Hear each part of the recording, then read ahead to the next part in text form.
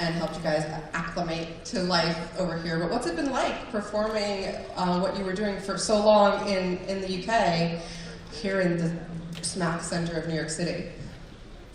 Loud, man. You guys are loud.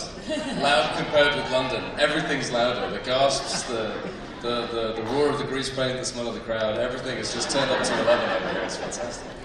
Absolutely true. I think there's something consistent though, which is the quality of a Harry Potter fan, which is loyal, intense, intelligent, and very attentive. Would you agree? Yeah. Yes.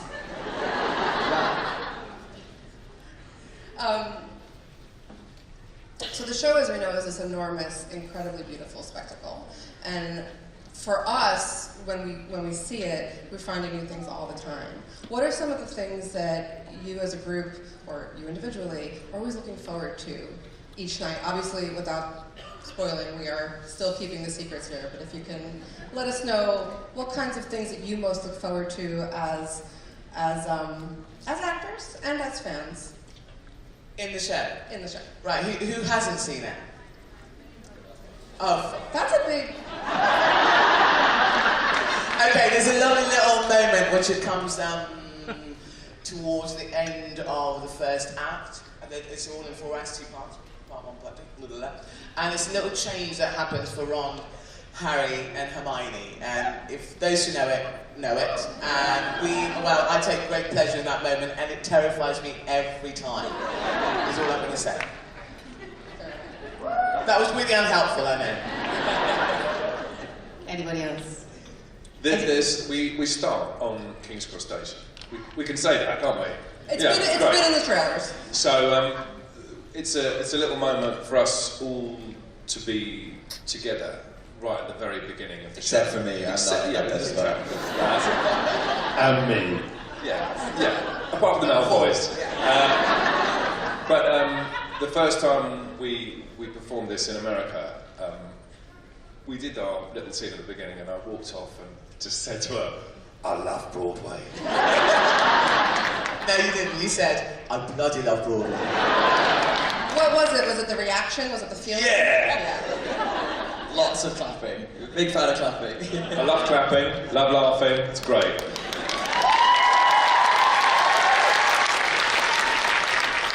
It's really helpful when you're playing someone who's really miserable for half of the play and is going through sort of all sorts of traumatic backstory and is trying to drum up a bunch of tears from somewhere.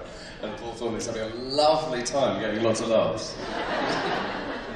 That's the Ron Harry struggle forever.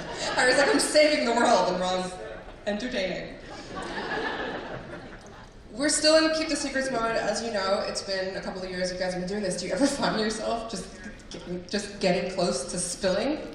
Because, yes? Yes. You want to tell us more? The last one you did. Yeah. The last Comic-Con, I dropped a huge secret. I'm gonna be quiet now, so I don't know where to go. What was it, Alex? It was nice try. We find ourselves constantly terrified to talk about the show. That's why we're all smiling, you see. What else to do? I remember when I was cast and couldn't tell anyone, I told everyone I was playing an Irish boxer called McGinty. That role really suits you, and I was like, yeah, cheers, thanks, lads.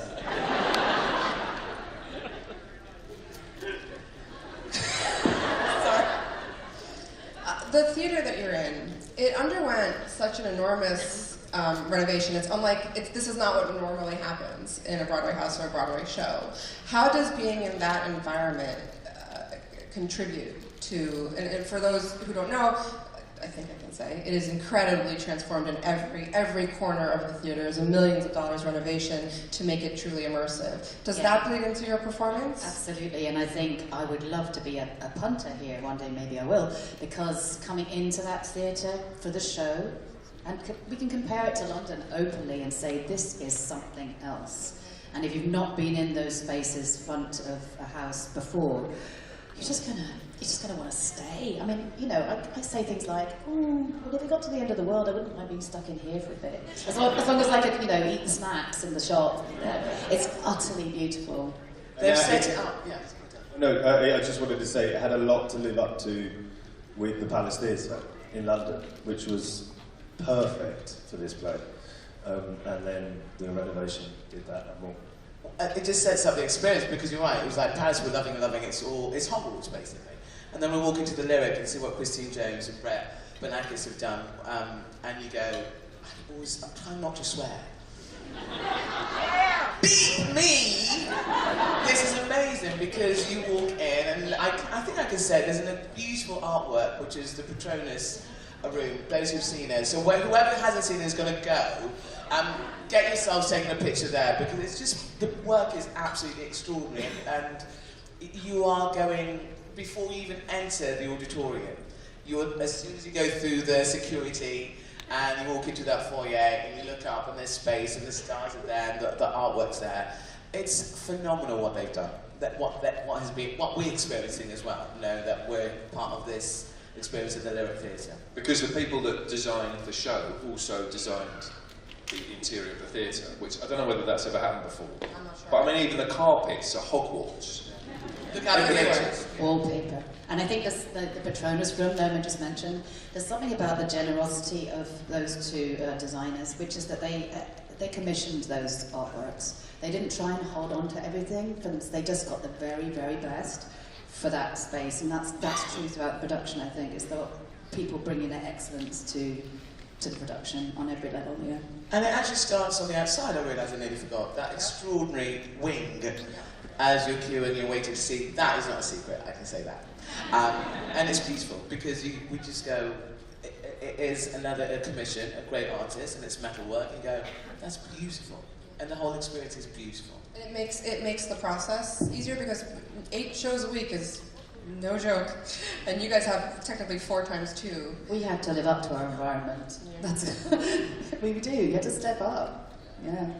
Well, it's really, really well done. I saw it in London and I saw it here. I'm a very, very Where lucky, did you prefer it? very London lucky or Harry Broadway? Potter fan. They look kind of similar to me. I don't know. Was our performances better in London or Broadway?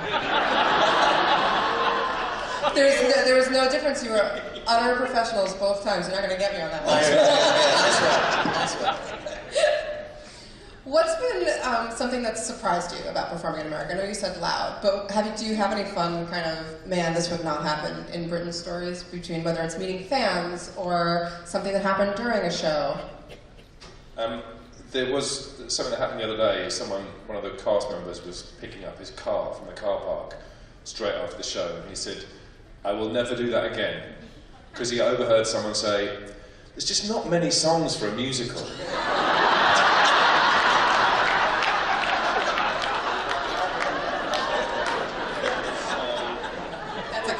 There's a spoiler right there for you. Dang it. I think the stage doors in London were very lovely, but the stage doors here are even longer and even more generous, and your commitment there to come to meet us and to talk about your experiences for the day, about the show, and your love for these characters is really amazing, and it's really stepped up here, which makes stage door even more enjoyable. I think is another transition over here, which is I'm enjoying a lot more. I could say one thing, that you guys, the culture over here is not embarrassed or afraid about communal experiences, about throwing in your lot in a room full of complete strangers and just giving your whole heart and soul to it, and all of your imagination. That's a really beautiful thing. That's what I mean by loud and being turned up to 11. You guys are a global constant. It doesn't matter where this show's going to be done, whether it's in Melbourne that's coming up, or it's going to be appearing in a bunch of other places as well. So there's definitely a through line, but in England there's always a bit of coaxing that needs to happen, to draw the English out of their shell. So that's a daily surprise and a daily delight for me. Does it ever, have you gotten used to being part of the greater Harry Potter landscape yet, having done this for a while? I personally feel that the 7 of us, with this theatrical experience, first and foremost, I'm so happy that we still like each other after nearly 3 years. That for me is the biggest thing, because as creators and as actors and as crew, sharing this experience. It's been phenomenal, and then we know that there's this bigger world because it was Daniel and Rupert and Emma were the film versions of that, but ultimately this story is the books is where it all starts from. So we understand, all of us, the legacy of what we have to be part of through that line. And we're theatrical creatures, and that's been, yes, we are now part of this amazing world, it feels like, and that's from my perspective, definitely. And I think with my casting, it's definitely going, oh yeah, we can do that with theatre, we can do that with storytelling. So that, I'm very, very proud of that. Thank you. It's a lot. There's been 20 years of build-up to this moment, and so I can imagine it was a lot to come into. So you guys, I have heard tell, you guys can rip up a softball pitch. Well, do you want to talk about it, Paul, Alex? We're terrible. We're terrible. Adam looks joyous. That's what everyone says. Yeah, I miss it so much. Your commitment was amazing. We tried so hard. Alex and I were so committed to catching the same ball one day that I ended up with about 6 stitches of my right on my elbow. Yeah. Your eye. God, that was a good day. Yeah. And he caught it. I caught it! He caught it as well. So for those who don't know, they play in the Broadway Softball League as the Fizzing Whizbees. Go Whizbees. We did beat Kinky Boots, though, once.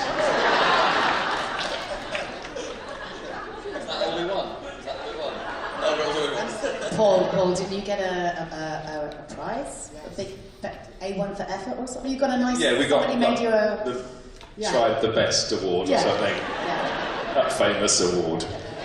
But we got to keep the winning ball, obviously, and Julian, who is one of the dressers, lovely Julian, who's also an artist in his own spare time, we've got the winning ball, signed Boyle and Fizzing Whizbees, and he made a pair of wings, like on the mast outside the show, the big logo. So there's a softball with a big pair of black wings on it now. It's kicking around. Yeah, it's a snitch. Yeah, a snitch. Speaking of the nest, I hadn't planned this, but if you had to pick, and there's a great debate among us around Harry Potter fans, if you, oh no, it's too keep the secrets, I can't ask it. I'll ask it on Twitter later. Sorry, it's too keep the secrets, never mind. Had a thought, spoilers. Now ask the question and then we'll say we can't answer it. Okay, so we can't answer it. And maybe you guys can tweet this at us or whatnot later, we can vote later. Who is the person in the nest? We definitely cannot answer. Can't answer it. As I thought, I was like, Just out of interest, the Child in a Nest in London has their own Twitter account. Officially? Well, Or is it a parody? Somebody's out there. Tweets like, beeba, beeba, beeba. More ambulances today. It's brilliant. It's a brilliant... The internet is an amazing thing. There's also a story that Jeremy Ann Jones, who played... can I say his character's name? Yeah, he played Craig Barker. I still couldn't commit to it. Craig Barker. And he was like outside the front of the theatre one night, and he'd been to the pub, and there was somebody climbing up. This was me. I saw there. It wasn't Craig. It was me. It was you. I play your son. Yeah, listen to what I say when I tell you.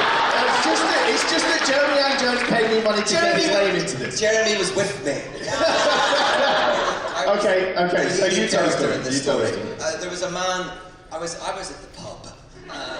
This was the day it went up, though, wasn't it? Yeah, it was the day it went up. You've got 32 minutes to say. There was these group of delinquents, and they were climbing into the nest. And I was with Jeremy Ann Jones and my brother, and I saw from across the street, and I went, hey, that's my play! That's my play! I said, you're going off there! And I had a big go at them, and they put some spikes up there. So no one try and climb in. There is a picture of the person trying to climb, isn't there? Yeah. It was taken by Jeremy. Yeah, that's Jeremy's story. Jeremy Ann Jones. Know his name. Well, this little bit I'm taking pleasure in, because that was a London company. What I will reiterate is our companies in London and here have been extraordinary, and I kind of go say we enjoy each other's company, but the joy of being able to remember the people that we enjoyed our time with in London as well, and we know we're going to absolutely remember the people who enjoyed our time with here. That was my little romantic bit for the companies. That's right. They're brilliant. Can I ask this? Do you all share the same theory about who the person in the nest is, or do you have differing opinions? Or do you not talk about it? About the nest again, who's in the nest. Do you all have an idea? Like, don't tell me who, because obviously that's a secret. But do you guys have different thoughts about it, or do you all just decide it? I Different thoughts, I think. Oh, really? I assume... Just trying to find out if the fan... we like to rip things apart and argue a lot. A lot. And I'm curious if that bleeds over into, since it's such a big part of your professional life, you might think at the end of the day, I don't want to talk about this anymore. I'm just answering it. I think I'm feeling a bit dim now, because I've always assumed it was a particular person. A particular person, but maybe there's a debate. It is, but It's like a farce. I'm going to spend the next 30 years thinking about it. Sorry. No, I like it. What have you done to us? I'm sorry. This is a professional danger, we'll say. Noma, you obviously, and I'm sure you're tired of talking about this. Sorry, Jimmy. I'm sure you're tired of talking about this, but I couldn't bypass how many more young women your casting in this show gave agency and representation to through the Harry Potter books. It's the whole story. And now you get to meet them night after night. What is that like for you?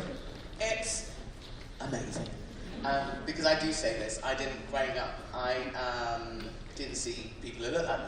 It's interesting. I will forgive me for advertising another thing that's just come out. It's Mary Poppins Returns.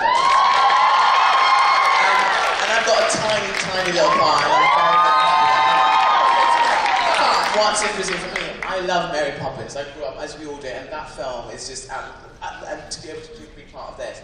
And I've said to a few friends of mine, black and brown and other, going, isn't it strange seeing black people in Mary Poppins Returns? And I'm wondering, well, it should be, and it is, but having grown up, not seeing that, going, we were always here. The world always goes on, but how we tell stories is the thing that changes how we receive information. So, absolute privilege and pleasure to have this, because that's what started it for me. That John Tiffany, Sonia Friedman, J.K. Rowling went, we'd love you to play Hermione in this theatre show. And therefore, and not just girls, boys as well, because I remember reading these stories in my 20s, and going, I know what Hermione looks like. I see, and that's what books give you. Books give you your own imagination. Books tell you how, well, you tell the book in a weird way, how you can see that character. And we all have our own versions, and our own versions are usually to do with us. So having the privilege of playing this version of Grown Up Hermione, it's changed my life, and I'm so very, very grateful. Yeah.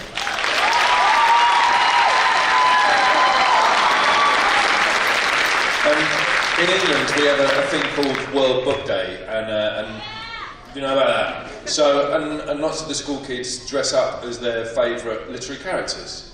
And Sherelle Skeets, who played Rose Granger Weasley in London, she got this amazing letter one day with a picture, and there was a little black girl who'd dressed up as Rose Granger Weasley, and her mum had written, finally, my daughter has someone to go to school as today. And that felt, little moments like that, being part of that in a small way is unbelievably special.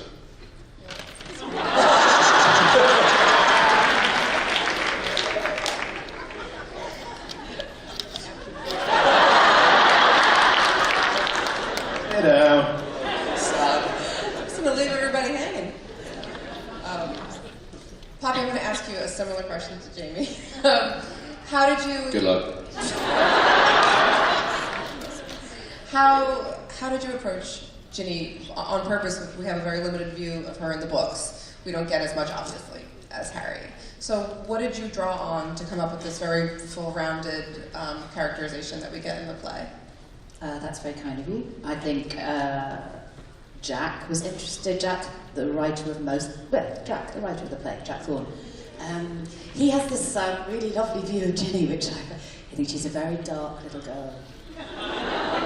That's a really interesting take on the youngest of this family, all these siblings.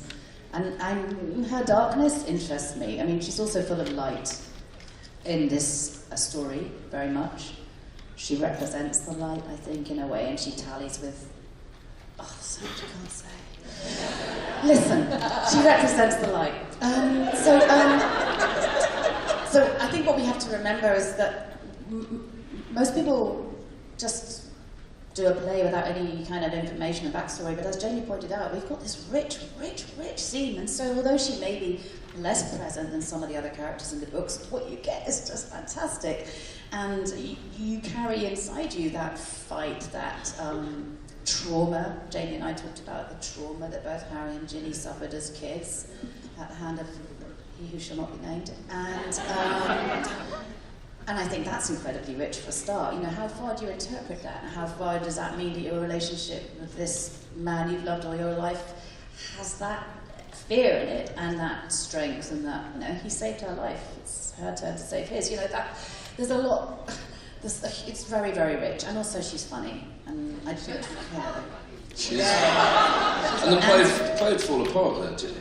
Well, yeah, she's certainly, she's very admirable. I do admire her. I mean, people expect me to do things for them because I'm playing Ginny, so I just I sort of do them, but that's going to end in April.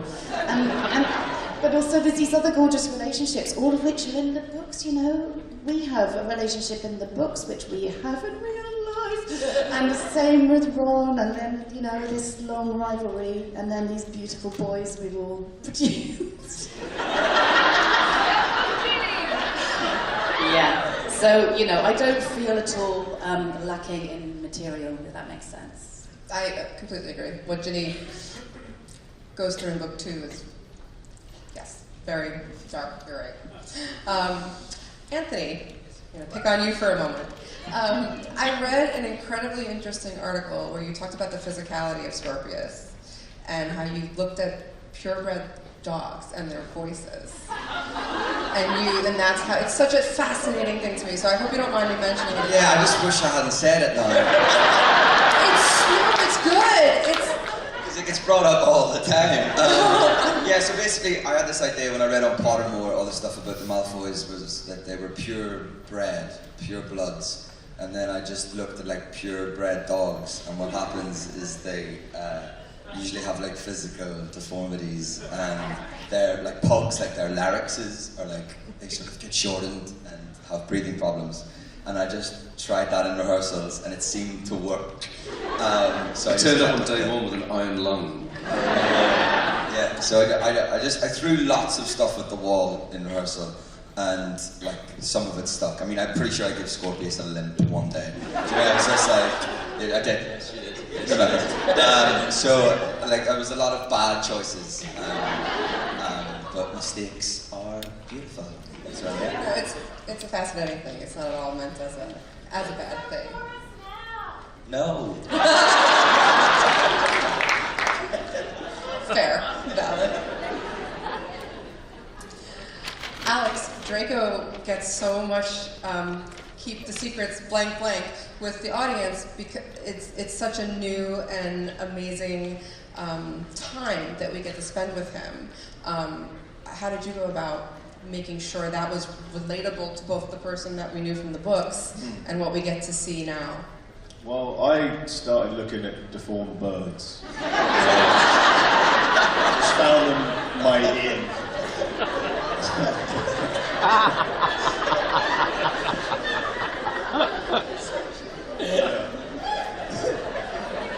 It's quite nice. Can you do some for us now? No. Sorry, what was the question? What did you draw from to inhabit Draco? I focused mostly on the 19 years between the end of the books to the start of our story.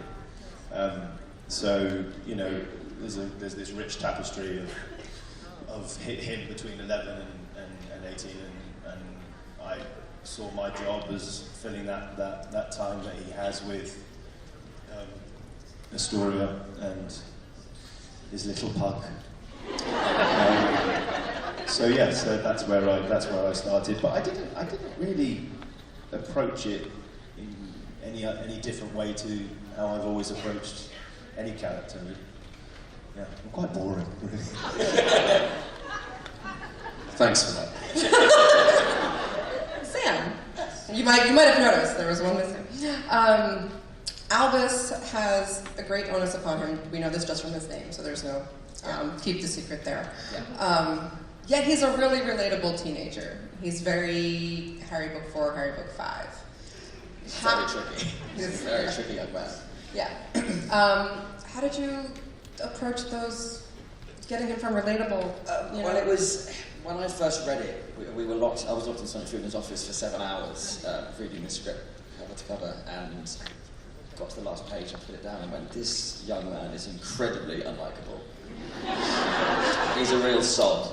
And if we're seeing a lot of this story through his eyes, I have to make him as relatable as possible. So with Albus, I absolutely tried to start with the fun in him. How does he tick? And it all comes down to this friendship, and this friendship, and how these two work, and their love of things like quizzes. And then once we'd sort of found that, and we bonded as people, and then we bonded the two characters together. I hated him for the first 3 weeks. Yes, he did. He hated me for the first 3 weeks. I'd never met someone so lovely, and I was like, there must be ulterior motive. He was like, "Hey mate, would you like a cup of tea?" And I was like, "What are you up to?" And I was like, "What's his game?" And then I realized he's just the most beautiful human being that I ever met. And I just love him with all my heart. Well, we are soon going to go to audience questions, but I just want to ask you quickly. This is March 17th is your last day in these roles all at once. What will you miss? I kind of will miss, but I know I'm going to see them again. Does that make sense? I think this has been seminal for all of us in so many different ways, but the fact is, I said to Anto and Sam, my daughter's 11, she's going to bump into you in 10 years' time going, "Hi, Uncle Sam, hi, Uncle Anto." You're going to go, "What?" They're going, "You've grown," and that's because it's this lot I'm going to miss. Yeah. Not seeing him every day. I mean, we don't live together, but we pretty much do. We share the dressing room for the last 3 years of our lives. It was so weird, like when we finished in London, going from seeing one another every single day, I met up with him like a month after, and I hadn't seen him for a month, and it was like running into an ex. And I was like, "Hey, you look great." He was like, "Have you been?" You know, it was really weird. We had to have like 3 pints before we could just like settle down again. Yeah, it was really weird. I will definitely I'll miss everyone. Yeah, I think I'm going to miss playing someone really good. I don't often play people this good. And, or not good, you know what I mean? Like, I don't know, decent, true, honest, all that. And it's quite interesting. It's really juicy to play people who aren't that, but it's made me feel a bit better about myself for the last few years. So. Yeah, it's nearly 3 years since we started this job, and that's a bit that Noma and I, well, you're coming up from the wings, so you can sort of watch it from the side, but I never get to see that. Never get to see that, and it's only in the technical rehearsals, right at the beginning of the run, that you get a chance, you've got time to sit out front and watch the bits that you're not in. And 3 years later, I'm still like going like that because I want to see what it looks like, you know, and see the good work that other people are doing and the same thing. Cool. What were the first words that popped into your brains when you met J.K. Rowling? Holy shit. Yeah. Relatable. What words we can't say, yeah. Words Everybody? we can't say. Yeah. I'd get ruder, but yeah.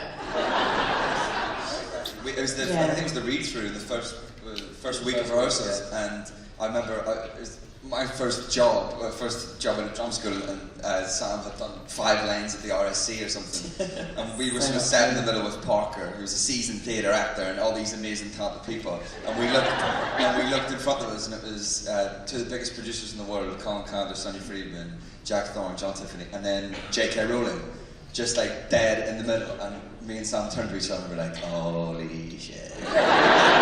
We have to be good. And I remember the first laugh I got, and I remember, like, it was a ball of nerves, and then I remember, like, I got the first laugh on Sweets Always Help You Make Friends, and I looked up, and JK was laughing, and I was like, I'm gonna be alright.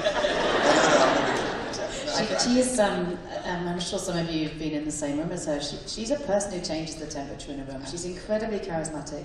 She's really funny and adorable and incredibly well. She just always looks immaculate.